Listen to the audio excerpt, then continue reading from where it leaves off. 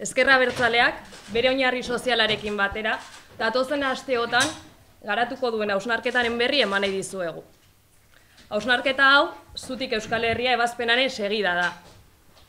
Bertan, azken hilabeteotako bilakaera kontutan hartuta, burujabetzaren norabidean sakontzeko premia ikusi dugu.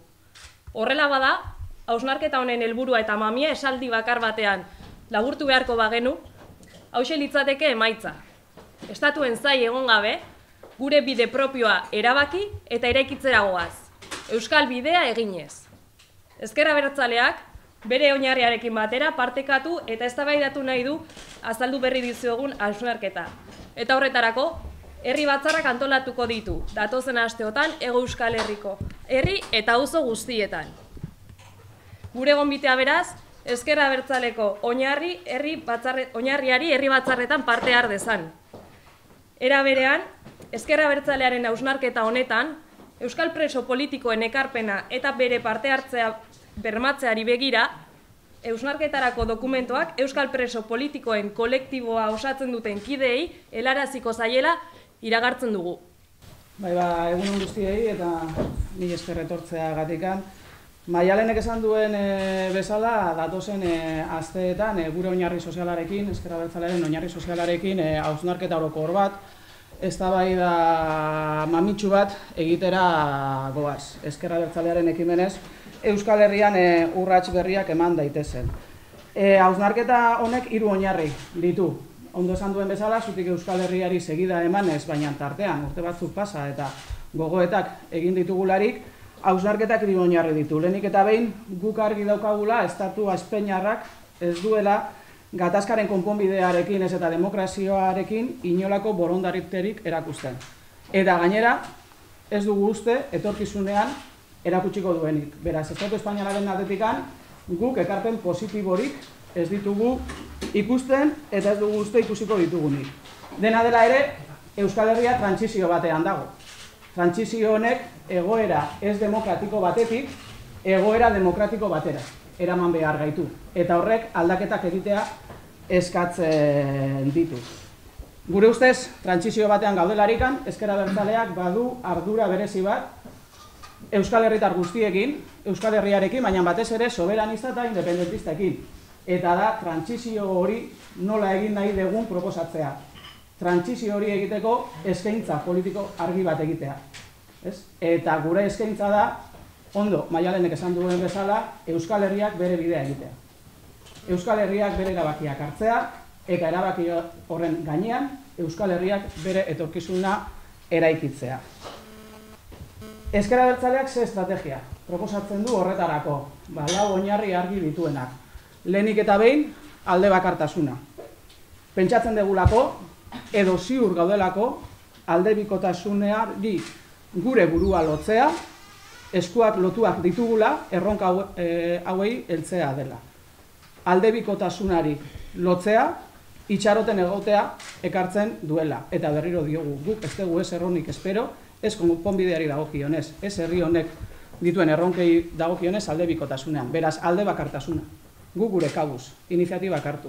Alde bakartasuna gatazkaren konponbidean, noski, alde bakartasuna baita ere, Euskal Herriak behar ditun konponbideak eraikitzeko, Euskal Herria nazio gisa eraikitzeko.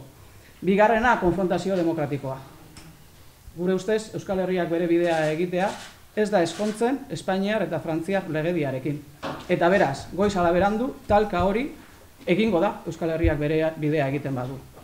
Talka hori, modu demokratiko batean, bide demokratikoetatik, konfrontazioa termino demokratikoetan eginez gainditu nahi dugu. 3. oinarria gure estrategian, herri aktibazioa.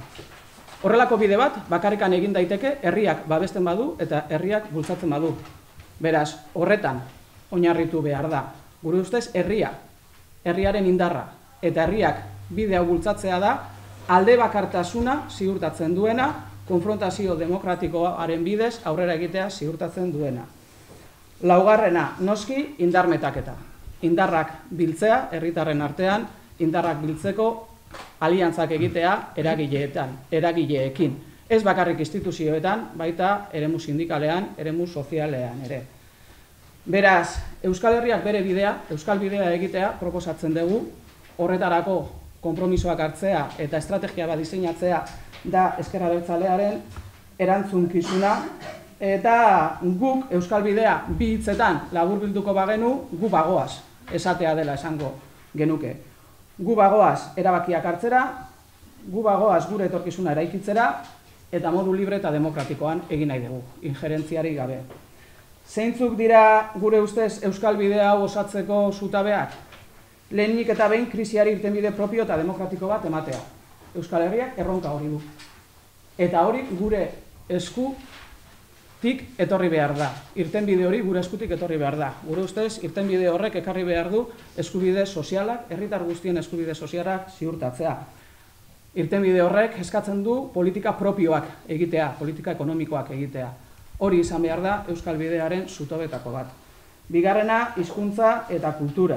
Hirugarrena, hezkuntza. Laugarrena, nazio ikurrak. Hau da, herri egiten gaituzten zutabeak, dira Euskal bidearen zutabeak.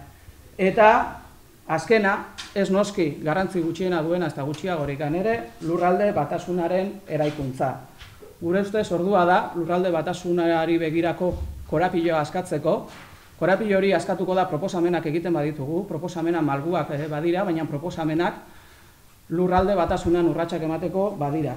Eta badaukagu lehenengo erronka bat, eta da, 3 eremu administratiboetan, Nafarroan, EAEn, baita Ipar Euskal Herrian ere, estatus berriak ezartzea, estatus politiko berriei buruzko eztabaida sustatzea eta proposamen zehatzen gainean eztabaida horiek resolbitzea. Hartara, gure ustez, estatu berri horiek 3 orube bakarraren gainean ereki behar dira. Eta hori da Euskal Herriaren aitortza. Estatu berri horien ardatza aipatu izan dugu, behin baina gehiagotan, erabakitzeko eskubidea. Eta hori da gure ustez, beraz, zutabeak. Guk honetan oinarritutako estrategia baten gainean urrats berriak emateko proposatuko diogu oinarri sozialarekin, uste dugu eztabaida emankorra izango dela eta honek ekarriko du Ezker Abertzaleak bere estrategian aurrera egitea.